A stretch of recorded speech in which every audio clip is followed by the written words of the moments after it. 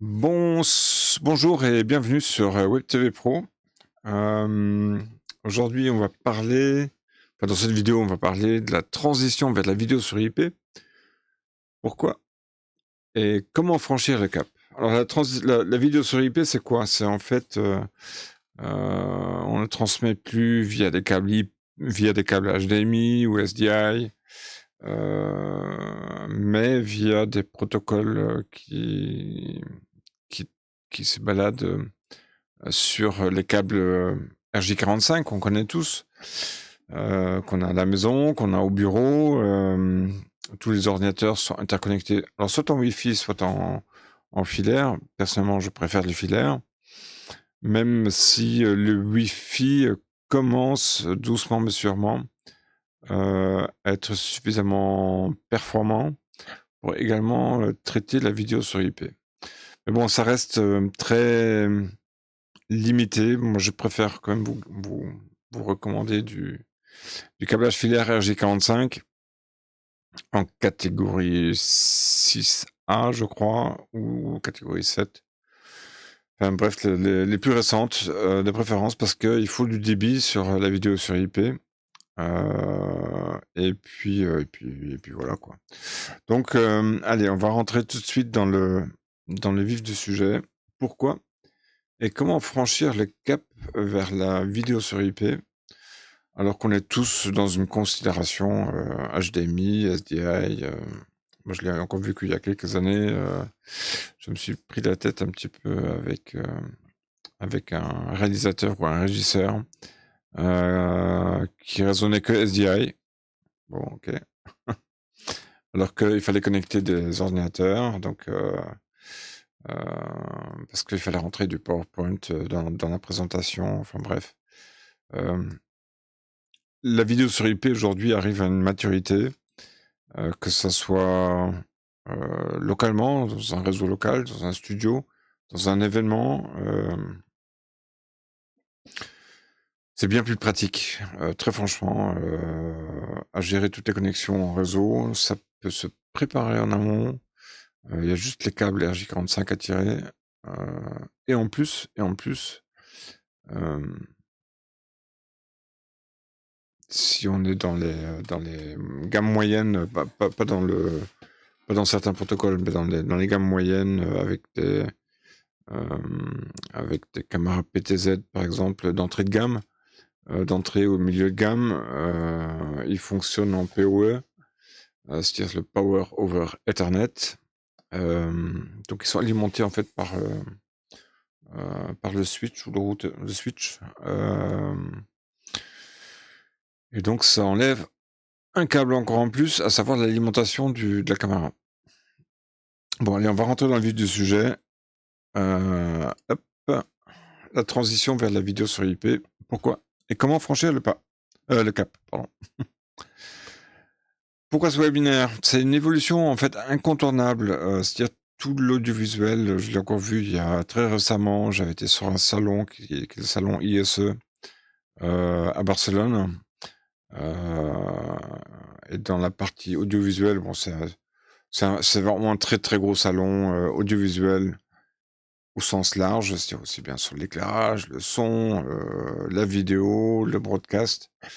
Hem Et dans la partie audiovisuelle et broadcast, pas pas un stand sans, sans la mention des différents protocoles, courants, les protocoles les plus courants, heu, tous affichés en grand.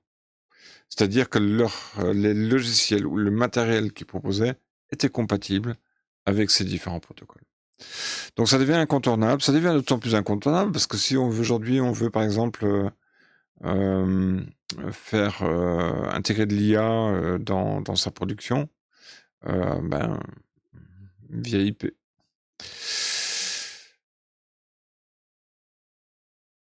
Ensuite, pour ce webinaire, bah, l'enjeu, c'est comprendre un petit peu les enjeux, les avantages de la vidéo sur IP, ce qui est essentiel, et puis aussi quelques bonnes pratiques, pour éviter les pièges, les principaux pièges de la vidéo sur IP, parce qu'il y en a quand même quelques-uns.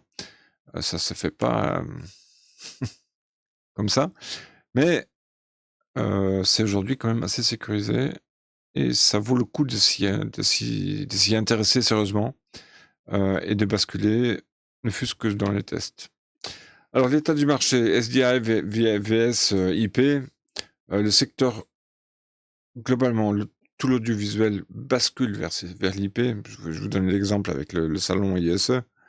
Mais globalement, on voit de plus en plus, de solutions qui sont basées sur les SDI sur les NDI, qui est un des protocoles, ou les SRT, ou encore Dante AV, qui est un protocole qu'on a utilisé, qui existe depuis quelques années, dans l'audio, qui a aussi basculé sur l'audiovisuel, sur la vidéo. Mais aussi le ST2110, qui est un protocole, largement, adopté par la broadcast, c'est-à-dire la télévision. Donc tous ces gens, ils basculent vers cette IP, ce qui laisse à penser que, le SDI, il va vivre gentiment, peut-être encore quelques années. Mais si on s'oriente vers des nouvelles productions ou de nouveaux équipements, l'IP sera de plus en plus présente et les SDI de moins en moins. C'est peut-être pas forcément le cas du HDMI, mais parce qu'il y a quand même encore le grand public. Mais globalement, ils y vont tous, et franchement à bonne allure, hein.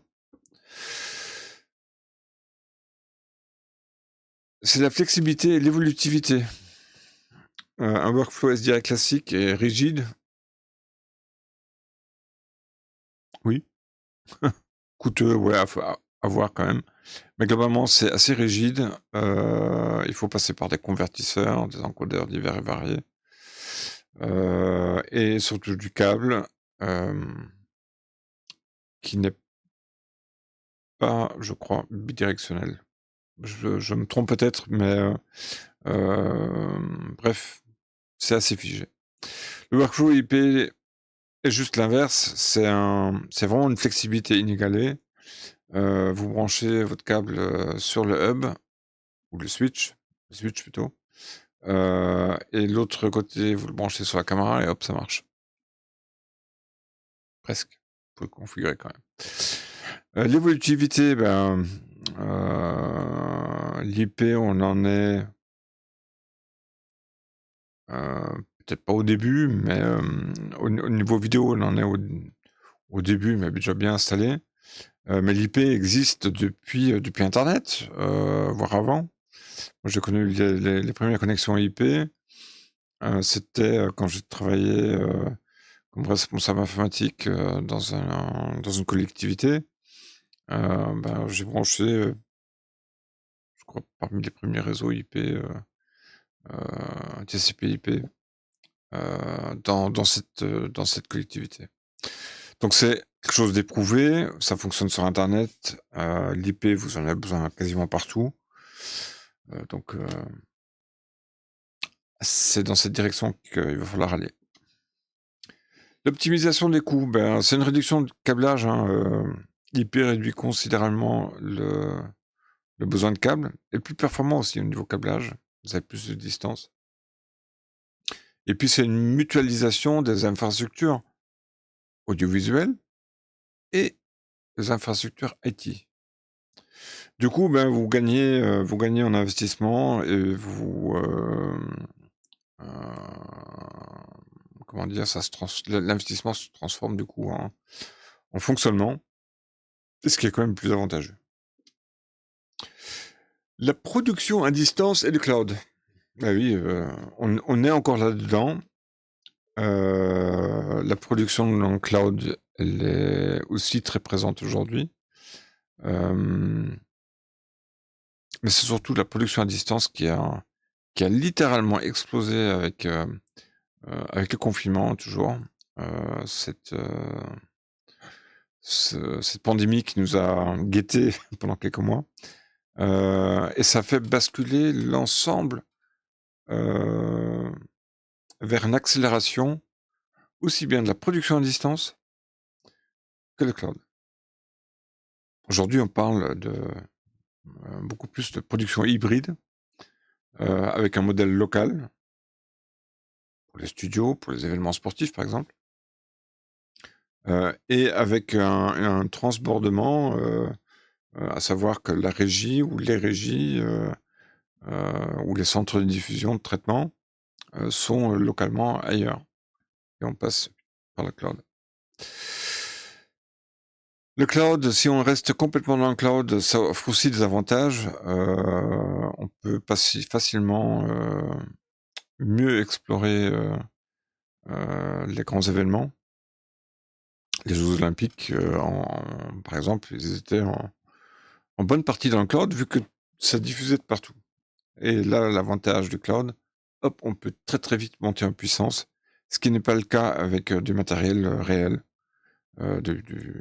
des équipements, classiques, qu'on peut avoir en régie de télévision.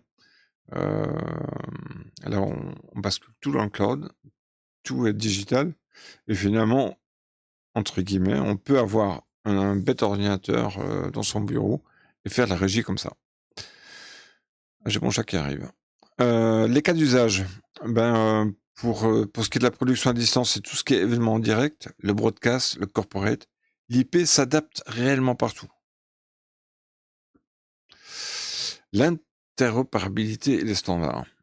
Alors là, vous avez, les 4 standards, ou les standards de fait, on va dire, ceux qui sont les plus répandus. Le ST2110, qui est un standard de vidéo sur IP non compressé, un petit peu lourd à mettre en œuvre, un petit peu le plus lourd aussi en termes d'investissement, mais évidemment très fiable. Le NDI qui est aussi, qui est né en 2012, 2013, 2014 dans ces zones-là, comme la SRT d'ailleurs, qui est un protocole. Le NDI, donc c'est un protocole réseau local. Ça a été développé comme ça initialement. Ça a transvasé, également sur internet, c'est-à-dire qu'aujourd'hui, on peut interconnecter des réseaux NDI entre eux, à distance. On peut avoir un réseau NDI, à Washington, un autre à Paris et un troisième à Sydney, pourquoi pas, et vous aurez l'impression que vous êtes sur un réseau local. À peu près. Le SRT, lui, il est plus adapté en fait sur les connexions via internet. Il est extrêmement sécurisé. Il a un protocole de correction d'erreurs, qui est très performant et donc on utilise le SRT là-dessus. C'est du compressé, comme la NDI d'ailleurs. Peut-être un peu plus, mais, c'est extrêmement fiable. Franchement, la SRT, une fois qu'on a compris comment ça marche, finger in the nose. Dante AV, c'est le plus récent, donc c'est une évolution de Audinet, qui était initialement sur l'audio et qui a basculé son même système vers la vidéo aussi, avec aussi avec des performances très, très fortes. Moins cher que le ST2110, mais quand même, il faut pouvoir y aller. Alors qu'est-ce qu'il faut faire pour transiter? Il faut définir ses besoins et ses objectifs. Les besoins principaux, quels sont les besoins? Ça peut être le live, ça peut être la contribution, ça peut être les interactions entre les ordinateurs, l'IA, avec la production. C'est ça qu'il faut définir. Et ensuite, le niveau de latence. ST2110, Dante AV sont une latence très très faible. SRT, c'est une latence un petit peu plus élevée. Et NDI, c'est aussi une latence. Alors, latence, c'est moins d'une seconde. On est en dessous de la seconde. Hein. Ça dépend vraiment de ce que vous avez besoin. Et ça, il faut le définir. Et ensuite, quel est le matériel que vous avez déjà sur place? Donc, il faut regarder un petit peu l'infrastructure réseau que vous avez, le matériel audiovisuel que vous avez. Est-ce qu'on peut le faire migrer? Est-ce que il faut le remplacer tout de suite ou est-ce qu'il y a des passerelles? Tout ça, il faut le définir. Choisir les bonnes technologies. Il faut s'assurer en fait de la compatibilité entre les différents équipements que vous avez déjà. La qualité de vidéo dont vous avez besoin. Est-ce que ça doit être du non compressé? Absolument. Faut savoir que ça ça consomme beaucoup en termes de bande passante. Et puis, le coût que vous estimez, enfin, il faut estimer, le retour sur investissement. Et là, peut-être, une infrastructure NDI est peut-être plus performante, ou SRT, que basculer sur du ST2110 ou du Danta-V qui sont un peu plus chers.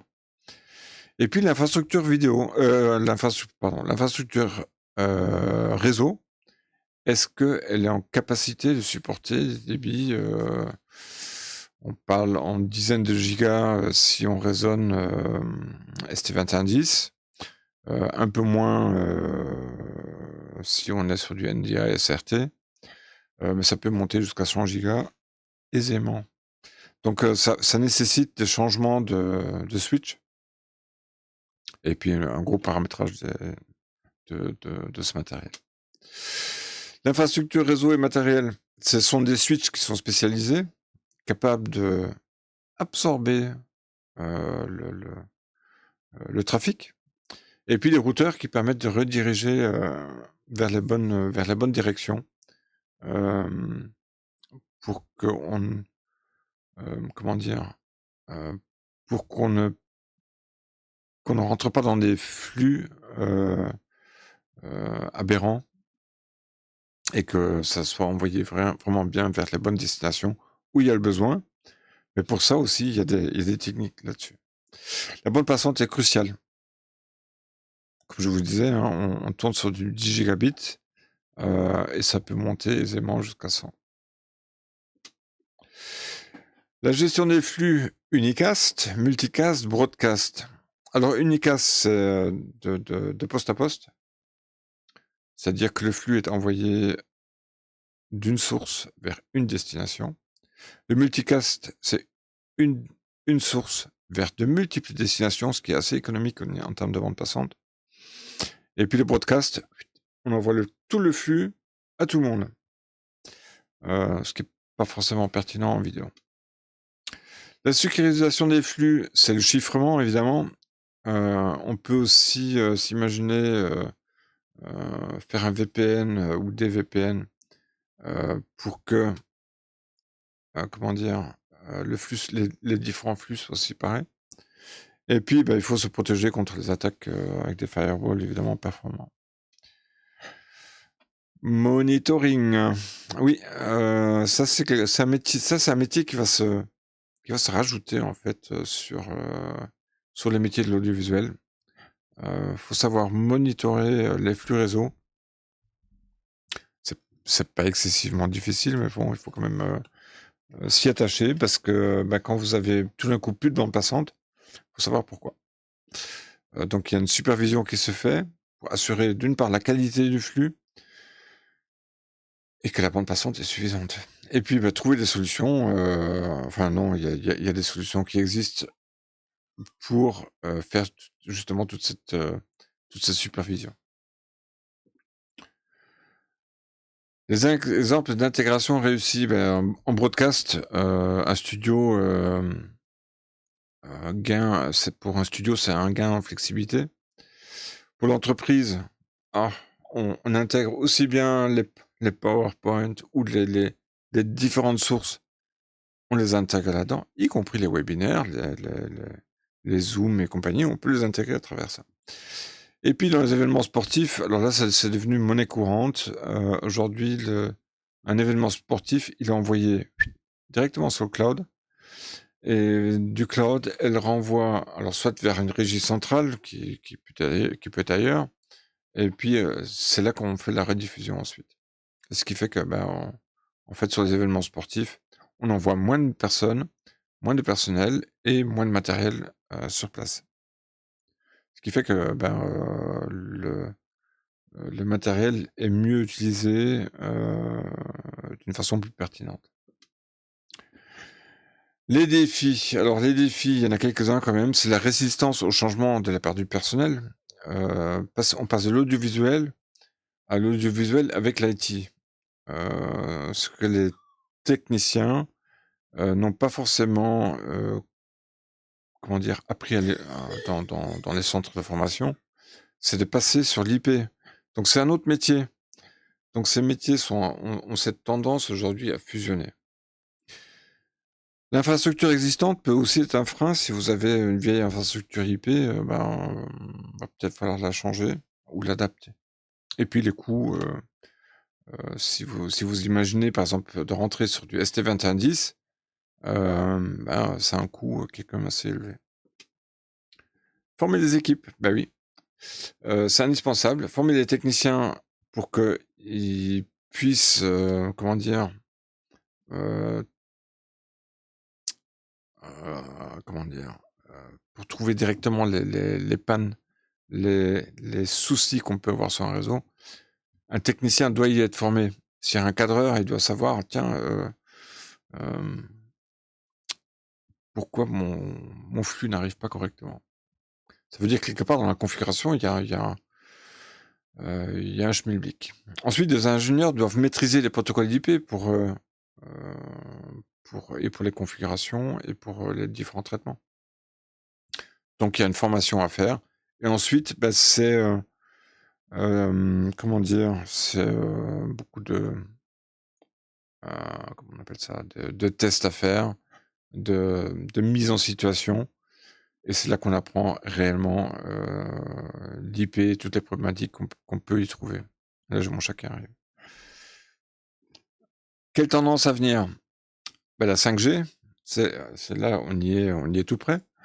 L'IA, je vous en ai parlé et puis les cloud natives, quand on regarde bien, le cloud, il y a beaucoup d'applications qui sont aujourd'hui soit complètement dans le cloud, soit sont en train de basculer au moins partiellement dans le cloud.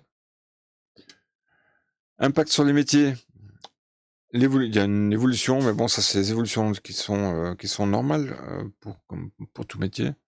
Donc là, l'IP exige des nouvelles connaissances, des nouveaux rôles aussi, parce qu'il va falloir intégrer, des techniciens réseau, hein, et puis, il faut bien, j'en ai déjà parlé dans des vidéos précédentes, il y a la convergence IP et IT et broadcast qui est en train de se faire et là, tous ces métiers, ils fusionnent.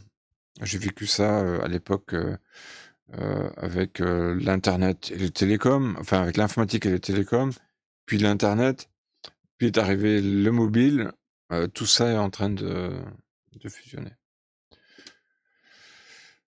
La stratégie, elle doit être progressive, ne basculez pas immédiatement sur une solution full IP, il vaut mieux le faire étape par étape. C'est-à-dire d'abord faire la formation bien sûr, mais aussi d'abord une étape, avec un petit studio peut-être, avec des petites productions secondaires, où vous testez, vous évoluez. Ensuite, vous pouvez adapter très bien un modèle hybride et après vous pouvez très bien, basculer complètement vers l'IP et je pense que vous le ferez, mais ça si vous faites ça par ces étapes-là, vous serez, vous vous n'allez pas au casse-pipe. Conclusion, l'IP, vous pouvez pas y échapper. Il vaut mieux s'y lancer maintenant. Formez-vous, renseignez-vous. Vous trouvez des nombreuses vidéos sur la vidéo sur IP, sur WebTV Pro, mais aussi sur mon blog wineblog.fr. Et là, une fois que vous aurez ces renseignements-là, une fois que vous aurez, comment dire? Pris, la température de la production sur IP, là, vous pourrez basculer d'une façon plus sereinement, soit à travers avec des consultants, comme moi, soit avec d'autres personnes, ou d'autres cabinets de conseil qui vous aideront à basculer ou vers les ST2110 ou les SRT ou les NDI ou encore DentAV ou encore IPMX qui est encore un autre protocole, assez récent. Voilà, c'était tout pour aujourd'hui pour savoir un petit peu comment, basculer vers la vidéo sur IP sans se casser la gueule. Moi, je vous dis à très vite pour une autre vidéo. Je vais refaire une convergence IP broadcast. Je pense que ça peut être intéressant avec, les impacts sur les métiers. Donc je vous dis, si vous avez des questions, posez-les dans les commentaires, je serai ravi d'y répondre, soit dans une prochaine vidéo, soit directement dans le commentaire. Je suis assez ouvert là-dessus et voilà. Likez, commentez et abonnez-vous à Web TV Pro. Moi, ça me fera plaisir et j'arriverai, à mes 500 ou 1000 abonnés, que je dois avoir.